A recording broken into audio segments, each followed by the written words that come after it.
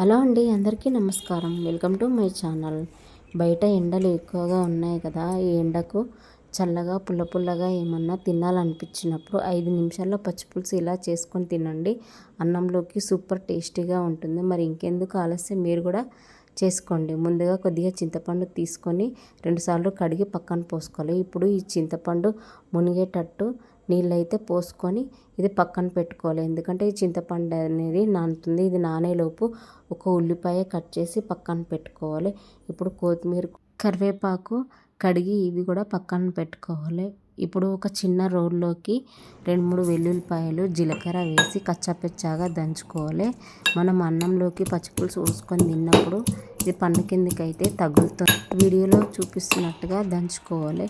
ఇప్పుడు మనం నానబెట్టుకున్న చింతపండు రసాన్ని బాగా పిసకాలి. పిసికిన తర్వాత ఇందులోంచి గుజ్జును తీసి పులుసును అనేది పక్కన పెట్టుకోవాలి. ఈ పులుసులోకి కొద్దిగా కారం, ఉప్పు మనకు సరిపడా అయితే వేసుకొని కలుపుకోవాలి. ఇందులోకి మనం ఉల్లిపాయలు కోసి పక్కన పెట్టుకున్నాం కదా, అవి కూడా ఇందులోకి వేసి అయితే కలుపుకోవాలి. చిన్న బెల్లం ముక్కనైతే ఇందులోకి వేసి బాగా కలపాలి. ఎందుకంటే ఆ బెల్లం ముక్క అనేది ఈ పులుపులో కరగాలి.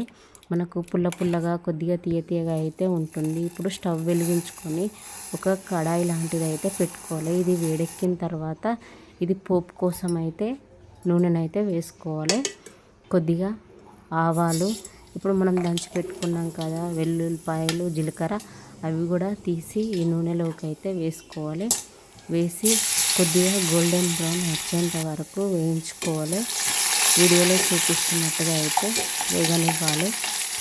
మనకి ఎండాకాలంలో ఎంత మంచి కూరలు చేసుకున్నా కూడా నోరు అనేది టేస్ట్గా ఉండదు. అలాంటప్పుడు ఇలా చేసుకుని తినండి, చాలా బాగుంటుంది, టేస్ట్గా కూడా ఉంటుంది.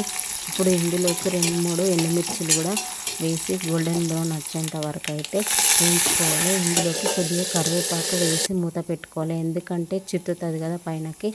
కొద్దిగా పసుపు కూడా వేసి అయితే బాగా కలుపుకోవాలి.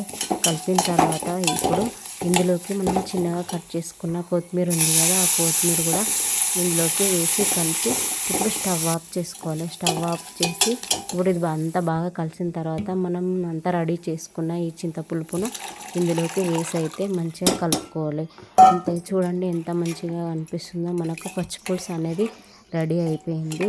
ఈ పచ్చిపులుసు మనం ఈ ఎండాకాలం అన్నంలోకి చల్లగా పుల్లగా వేసుకొని తింటే చాలా బాగుంటుంది, టేస్ట్గా కూడా ఉంటుంది.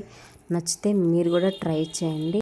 మీరు కూడా ఎప్పుడన్నా ఇలా పచ్చిపులుసు చేసుకుని ఉంటే కామెంట్ అయితే చేయండి. ఇలాంటి మంచి వీడియోల కోసం నా ఛానల్ని సబ్స్క్రైబ్ చేసుకోండి. Bye, thank you.